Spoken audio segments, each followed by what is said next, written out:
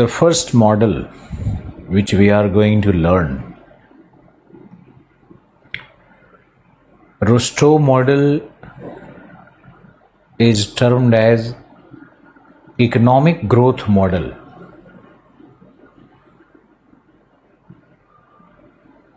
Therefore, it must be learned along with economic development and the related topics. The relevancy of the model, relevancy of learning Rostov is with economic development, because we have learned the meaning of economic growth. We differentiated it from economic development.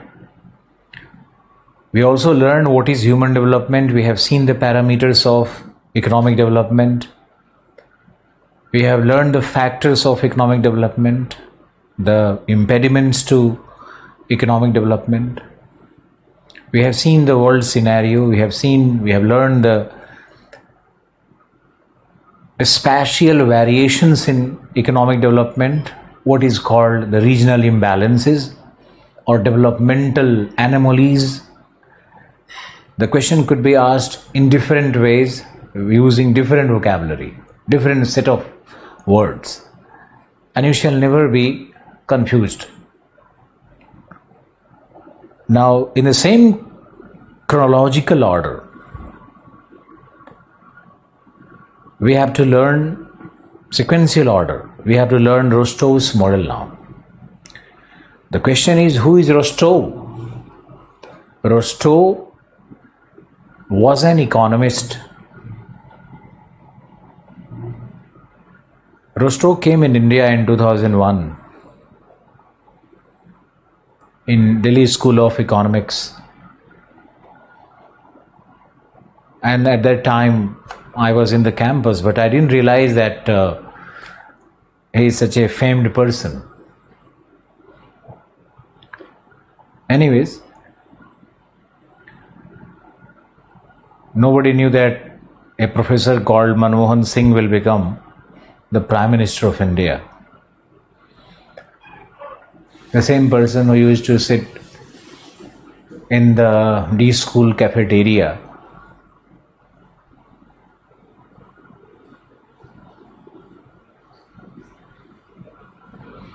anyways,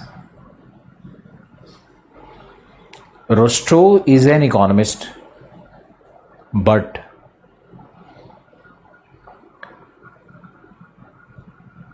he was not satisfied with the discourse, not happy with economics. He did sociology, masters in sociology. India mein masters and honors are very abused titles. Any Tom, Dick, Harry is a master of economics. If you look at the Indian universities, kya standard hai yaar. And I can tell you, barring 10% professors in India, 10% could be exceptions. 90% professors in India, lecturers in India are, I won't give them any epithet, no names for them, but they are so substandard. They sound terrible. I have a college and I take interview for appointment of lecturers, and people who will come to join the college will be MA, PhD in political science. Ask them what is Article 1. They will tell you that, oh, they learned 10 years back, so they don't remember it. Great.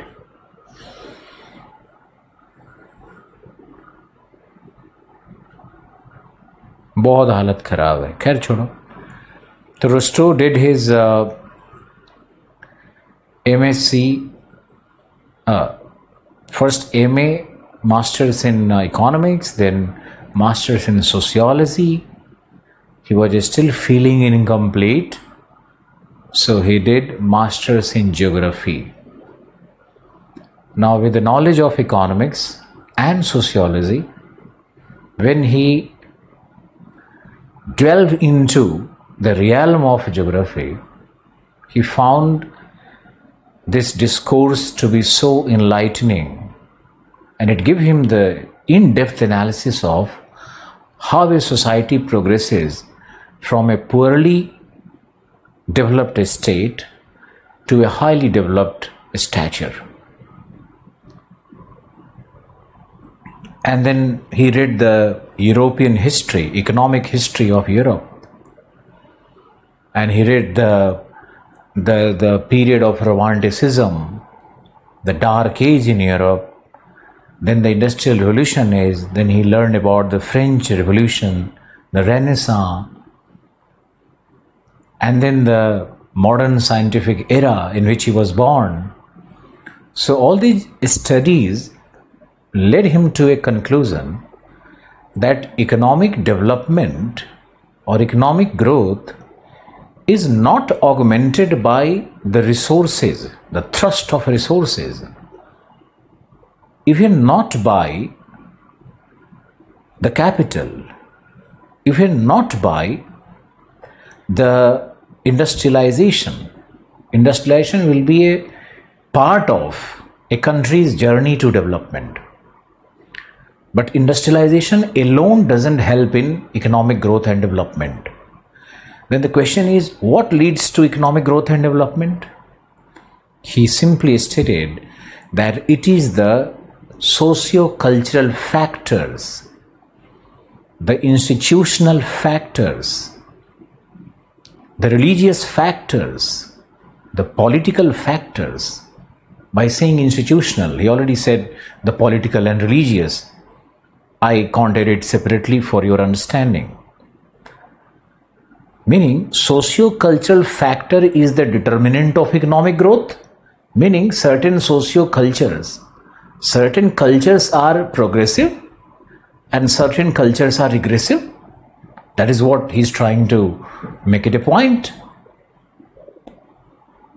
Most of the time when I talk about reservations and population control and economic growth and the institutional factors which prevail in India, most of the students will judge me from their own spectacles.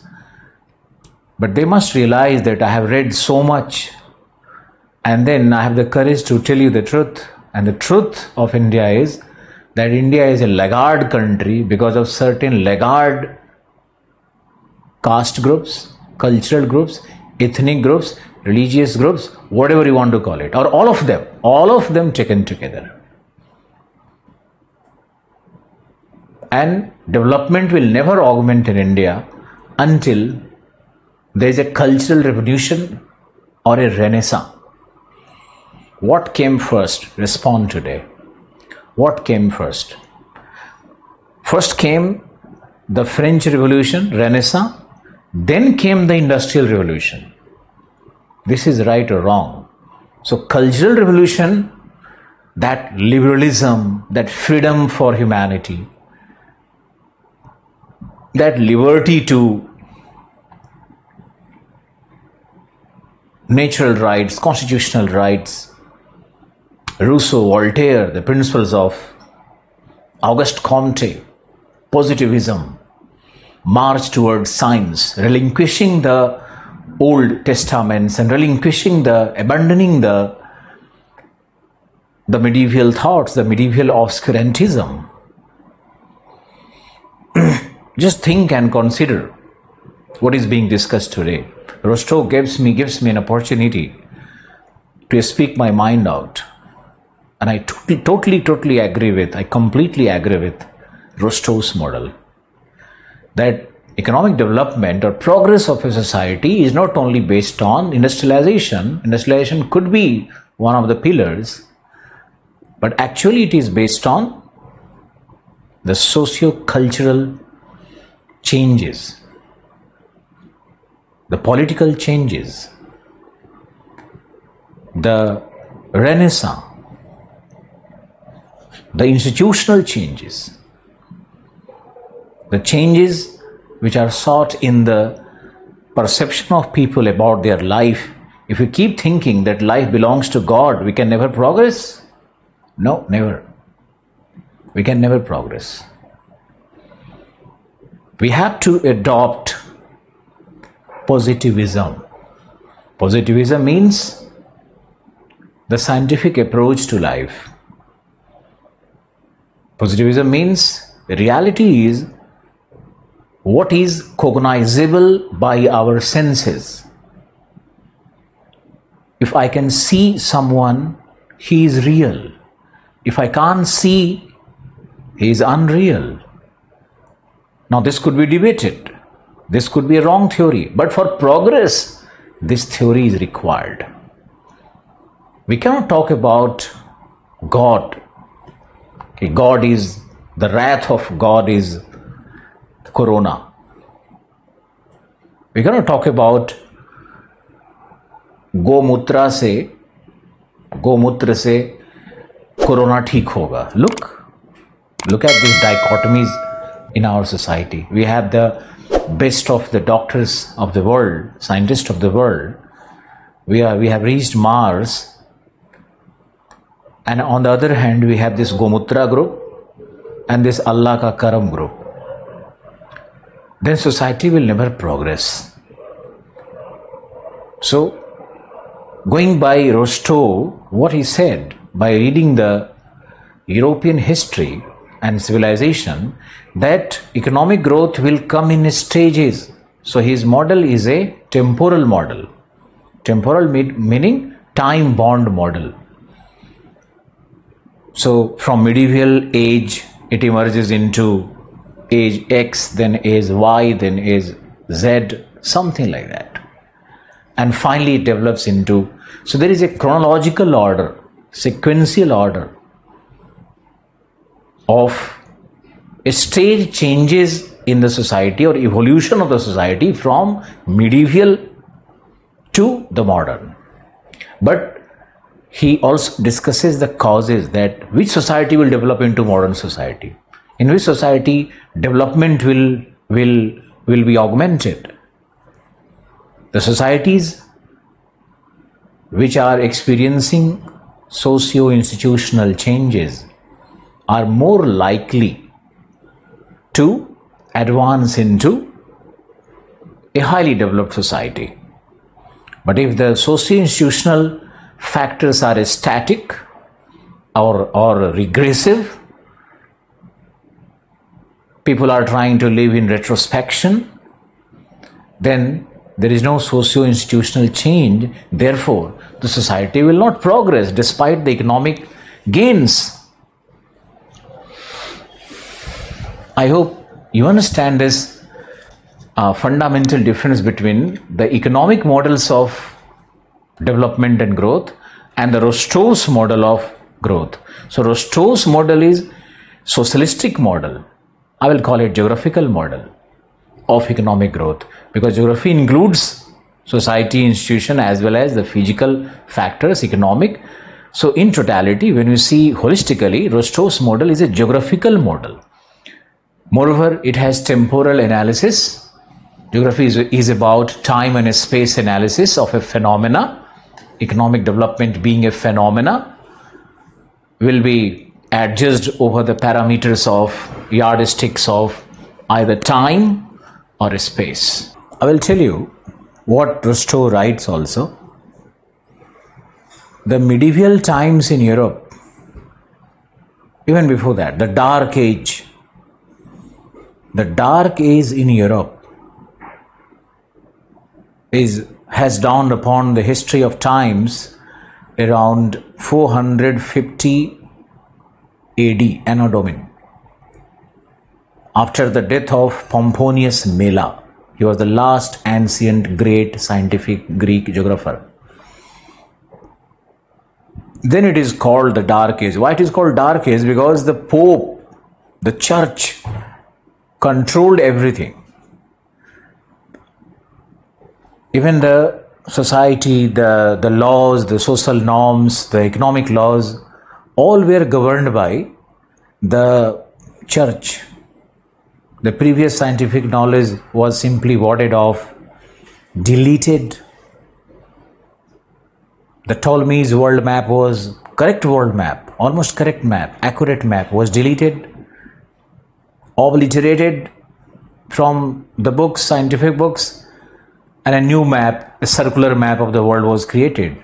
And world was thought to be, the new religious thoughts were that the world was created, universe was created in 4000 BC, because that is what Bible said. So that is called the Dark Age. So when we try to, Rostov writes that when we try to pursue every word of prophetic words of the scriptures, we enter the Dark Age. Afghanistan is having a Dark Age. West Asia is also having a Dark Age.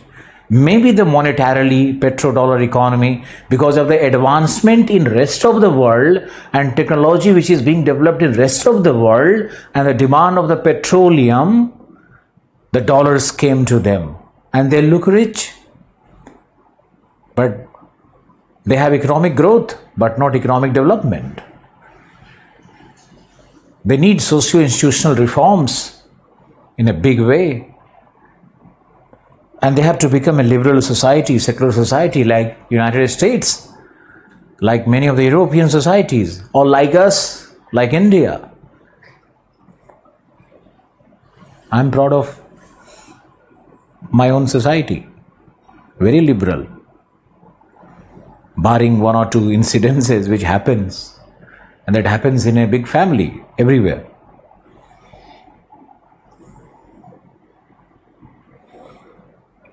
So Rostov writes that from the Dark Age emanated the medieval age, and medieval age was also full of obscurantism, but age of exploration was there. And you have the Portuguese, the Spanish people, the Dutch, the French, the Britishers later on. They all started moving in the sea, exploring the new land and looking for gold, El Dorado or Terra Incognita. El Dorado is that gold mine, so-called hypothetical gold mine. Many of the voyagers, they came out to find India, the golden bird. India kahan hai bhai?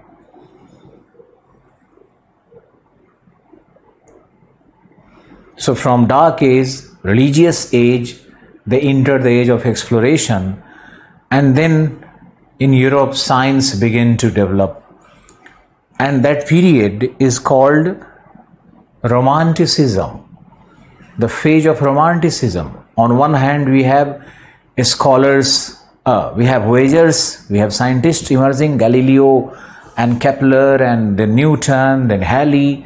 So many scientists are emerging in Europe. Europe is having a transformation. Then liberal philosophers are coming. This is one side. But on the other side, you have the poets.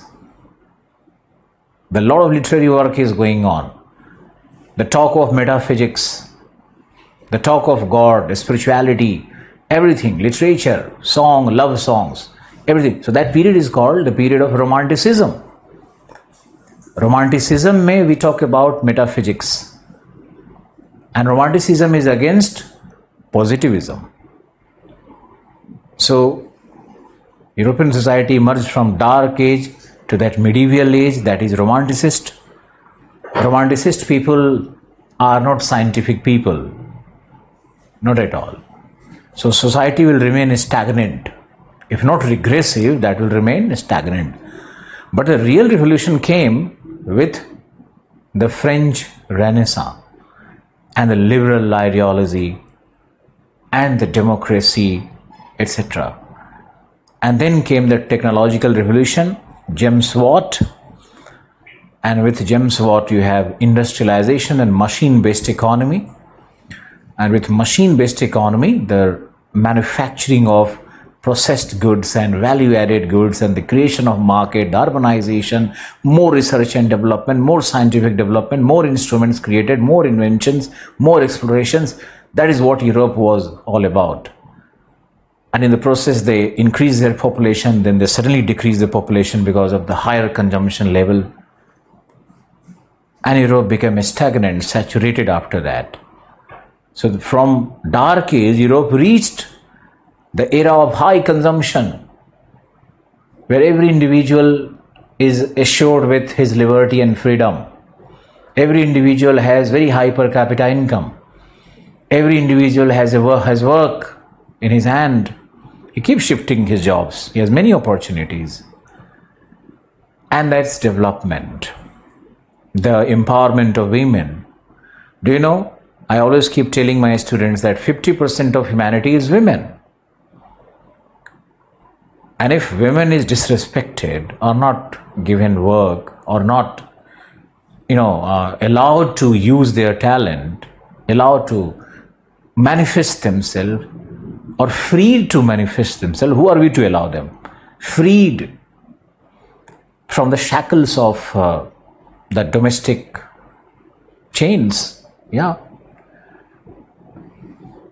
If the females are not domesticated in a society and they can actually positively, economically, scientifically, spiritually contribute to the society, then that country looks very different. And if you make them captive, put them in a veil, any kind of veil, burqa or parda or whatever you do, then society is not progressive. Your ego is satisfied, male's ego will be satisfied,